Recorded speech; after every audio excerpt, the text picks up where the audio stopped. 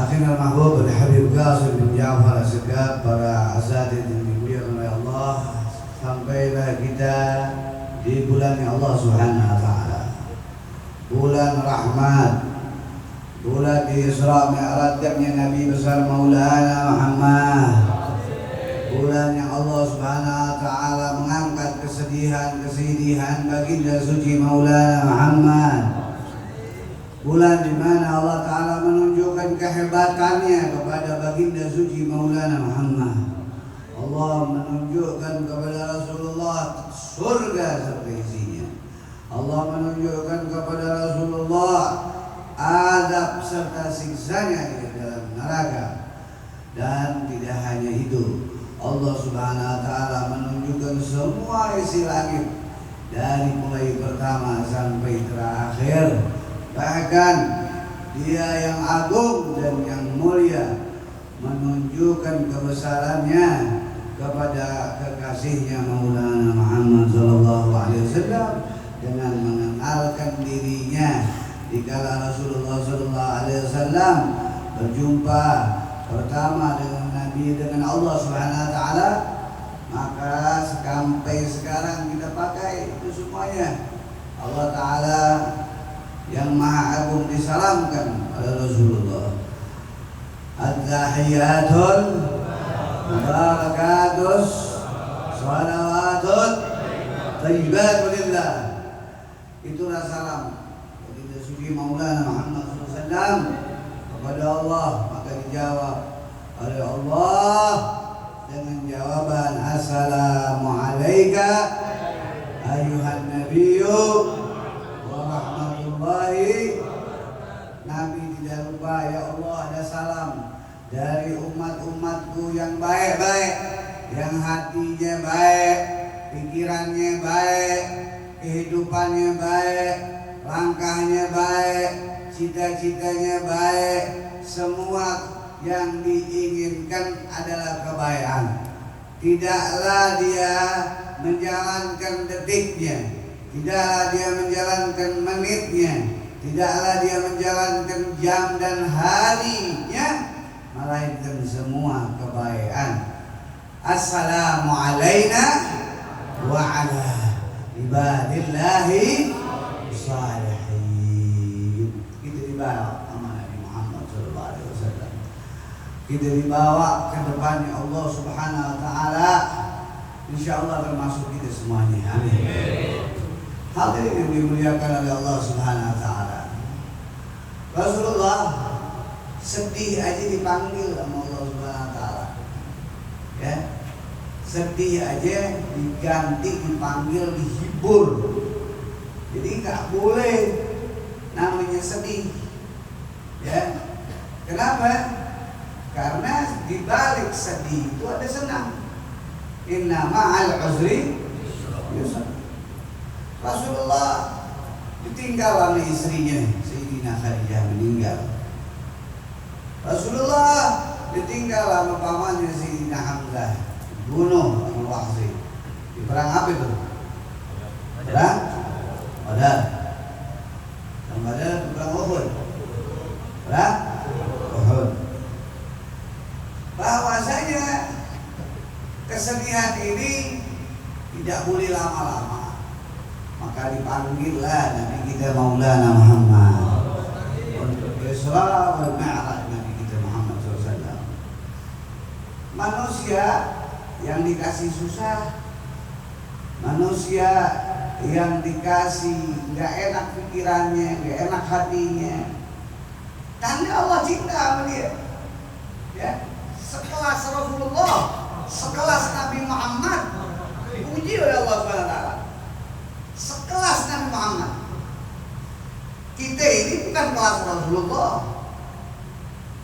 Kali kalau Rasulullah Allah Ta'ala bilang apa, inna fatana laka fatham yaghfir laka Allah ma taqaddama min dzambika wa ma ta'akhkhar. Dosanya enggak ada Rasulullah SAW. Bahkan Nabi itu semuanya maksum. Ya. Kalau tadi aja keluarga Nabi disucikan sesuci-sucinya, kata Ustaz Rifat dalam ucapannya Ahlul Baitil Mustafa. Bagaimana dengan Nabi Muhammad SAW? Ya. Nabi yang magamnya ini magamnya luar biasa.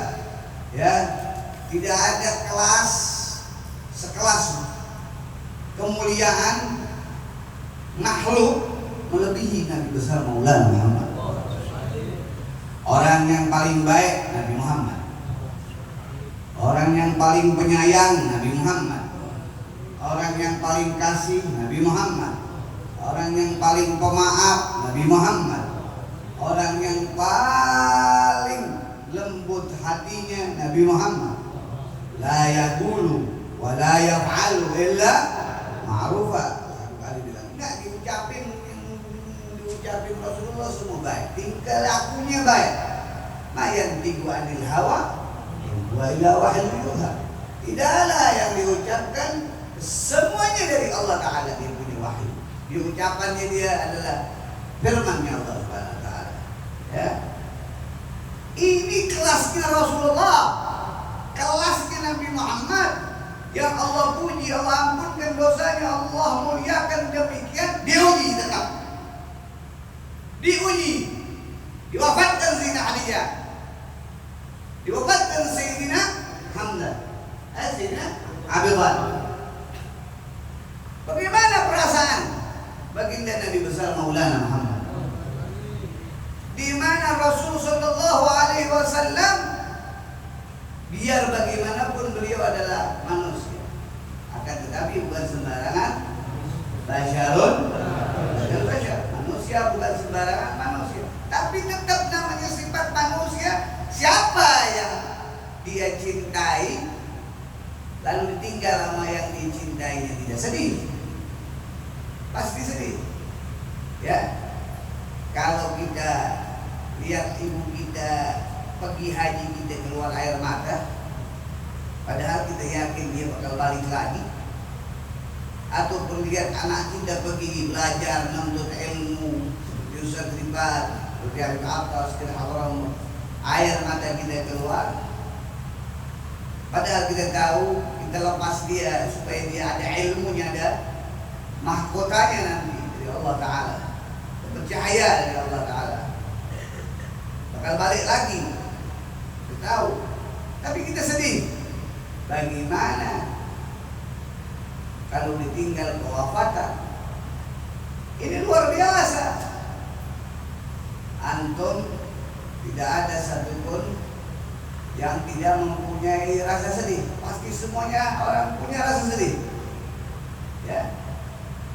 Nah, kalau seseorang dikala dia diambil kecintaannya, maka dia akan mengeluarkan air mata.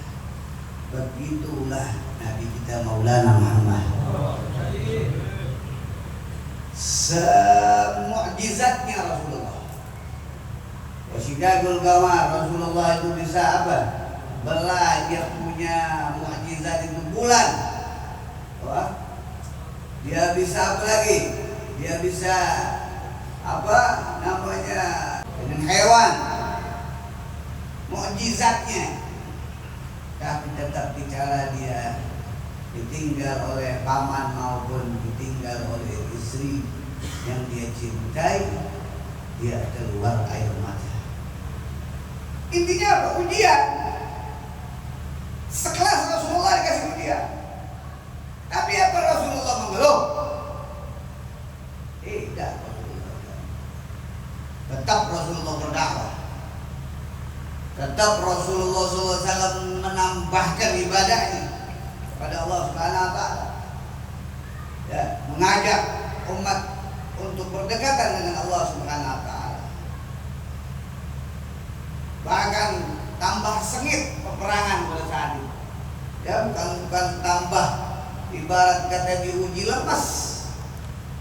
Diuji udah dia nggak mau dakwah lagi.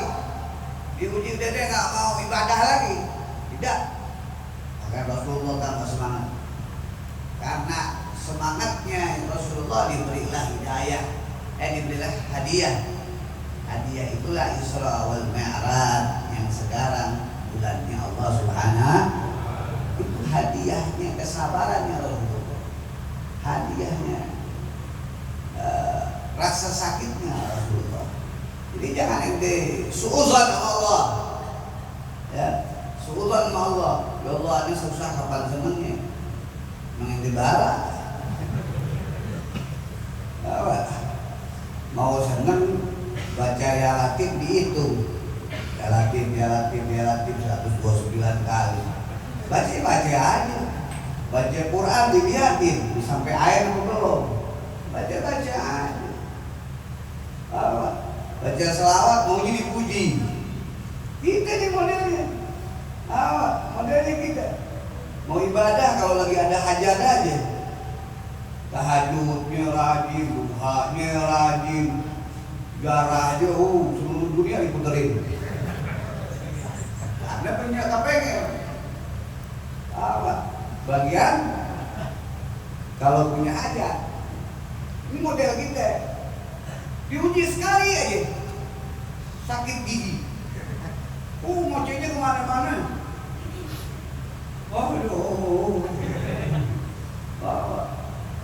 Padahal ujiannya dia nggak seperti ujian-ujian yang terdahulu.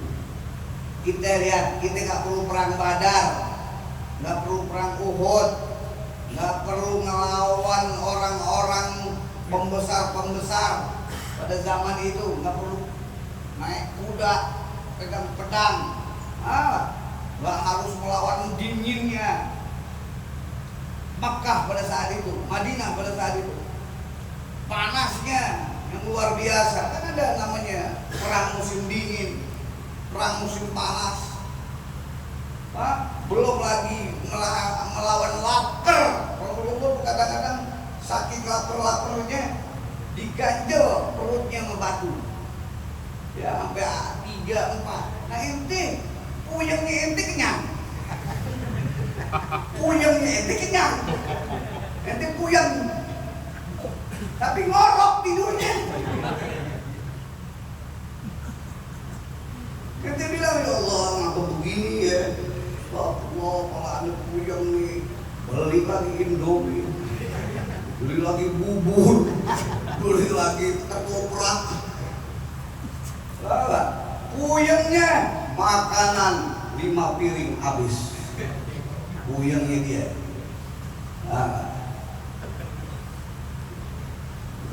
Kita ini kurang syukur sama Allah.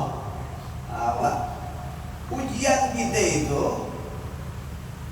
bukan ujian kayak sahabat Rasulullah, kayak aulia-aulia Allah yang dia benar-benar diuji. Lihat Syekh Abu Bakar bin Salim, dia nimba sampai kakinya berdarah-darah. Nah ini gak perlu nimba, nyalain air keluar tuh air. Sholat masih malas. Allahu Akbar, Allahu Akbar. Buka selimut berat. Jangan buka pintu kamar mandi, buka selimut berat. Nah dulu Syekh Abu Bakar bin Salim berapa masjid yang orang 360 masjid diisi tuh yang namanya apa ya? Tempat-tempat wudhunya. Jaraknya jauh-jauh tuh masjid. Ada yang 200 meter, 500 meter. Bahkan hawa dingin pada saat itu. Sampai kakinya tercabut setiap hari. Sampai orang-orang yang ada di daerah wilayahnya, yaitu wilayah Irak, udah nggak aneh lagi kalau lihat darah, ini darahnya Syekh Abu Bakar bin Salim. Dan dia tahu kerjaannya nimba air buat orang sholat. Ini aulia yang dapat magong fakhrul wujud sini Syekh Abu Bakar bin Salim. Nah kita mau dapat magong fakhrul wujud pret, mau dapat magong wudhu 2 kali udah males. Bener nggak? Wudhu nih kentut lagi, kentut lagi pakai edah, padahal wudhu kan pahala. Wudhu aja lagi, kentut lagi, Nah lu yang makan pakai saya. Intinya kita kebanyakan gerutu, kebanyakan kurang syukur.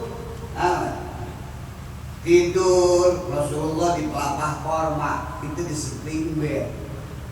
Kan main, tahu kasur lu tidur, ya kan spring bed. Tikernya belum ngerasain tikernya, tiker pandang. Dulu kita kalau zaman tahun 80 ke rumahnya Njit Umar Kebayoran Lama, kupingnya itu tanah. Kalau tidur pakai apa? Tiker pandang. Anak zaman sekarang karena susahnya spring bed kan main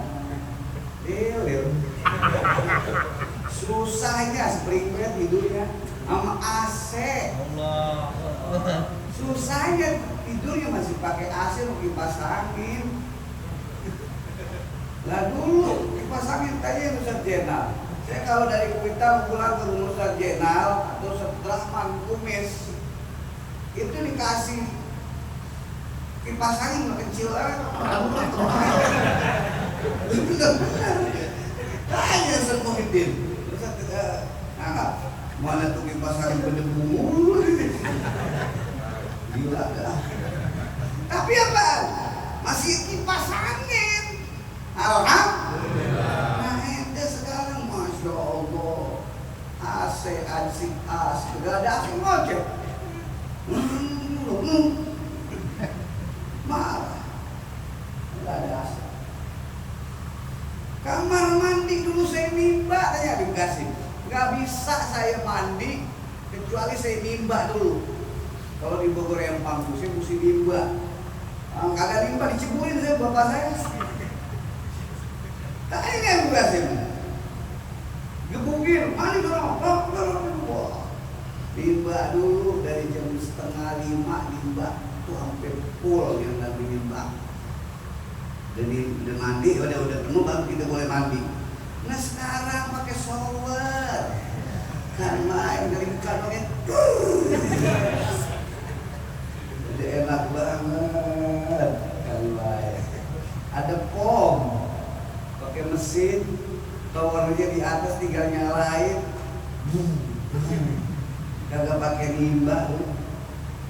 Masih apa yang lu PA. Syukur sama Allah. Apa? Puyengnya ente makan masih enak. Makan masih enak, tidur masih enak. Mandi masih enak. Puyengnya ente. Mau yang kayak gimana puyengnya lu? Gila lu. Kalau lu orang benar bersyukur. Sudah dijadiin umatnya Nabi Muhammad. Orang yang paling kaya bukan orang yang punya uang 10 triliun. Orang yang paling kaya bukan orang yang punya banda seluruh kampung. Orang yang paling kaya bukan orang yang banyak murid-murid sama anaknya. Orang yang paling kaya orang yang gak lepasin baginda Nabi Muhammad di dalam hatinya. Suri tauladan dia. Itu orang yang kaya, orang yang gak bakal sumpah. Orang kalau punya Nabi Muhammad gak pernah bete. Orang kalau punya Nabi Muhammad gak bakal sumpah, gak bakal bete karena contohnya adalah Nabi Muhammad. Orang yang bete berarti di dalam hati di dunia. Dalam hatinya cewek kawin boleh pade. Di dalam hatinya Ustaz Harun main mobil. Di dalam hatinya Sakir membayar utang. Jangan diisi hati itu dengan dunia. Sumpah nanti ente. Kalau udah sumpah siapa yang menolongin? Coba ngomong sama temen ente.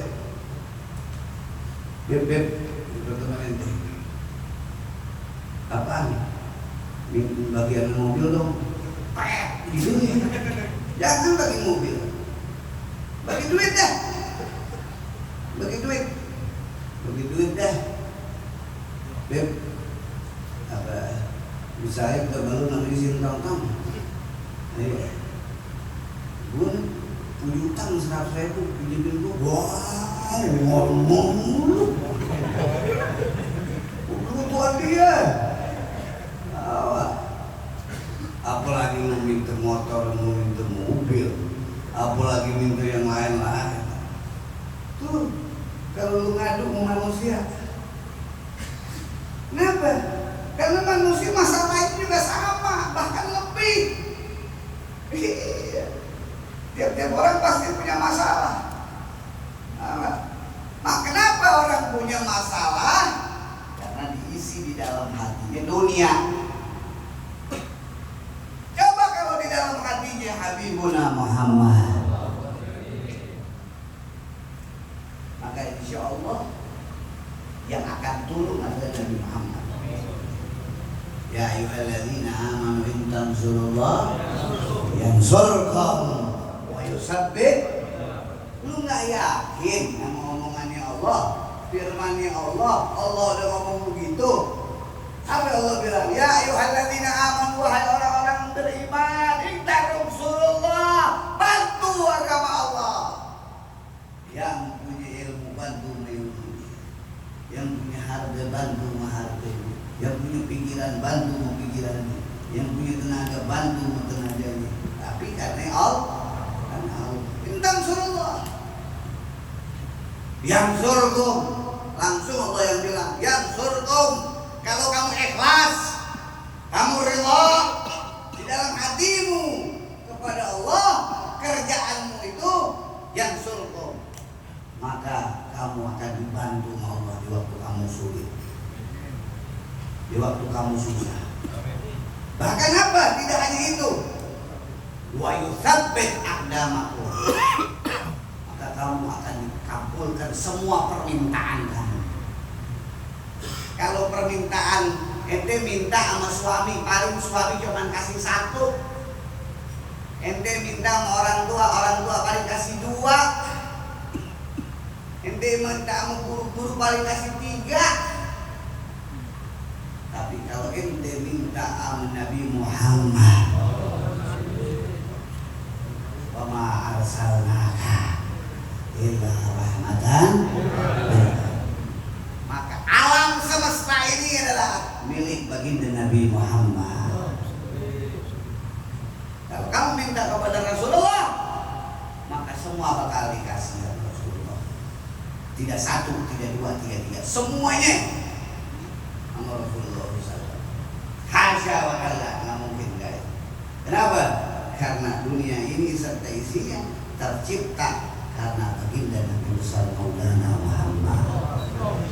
Oleh karena itu terakhir dari saya sekalian, untuk selalu bersyukur, jangan ngeluh mulu hidup ngeluh mulu, kurang mulu, ya. Hidup tuh bersyukur, alhamdulillah, masih kita hidup aja alhamdulillah, ya. Apa Ustaz Jamal inian, apa namanya, ngerasain minum kopi nggak bisa. Mau ngopi nggak? Nggak jawab dia. Alhamdulillah itu masih ditawarin kopi. Sini kopi sini. Nih aku kasih minum nih. Coba.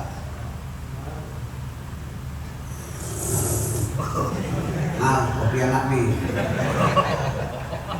Nggak jawab dia. Menyengir doang, bego. Coba kalau ditawarin ke Habib Qasim, coba Habib Qasim. Berasa nggak? Karena itu. Coba sakit. Cobain. Nah, berasa nggak? Ada utang lagi, berasa utang. Wah, lu setan kali ya? Kopi. Lu nangis apa rasanya?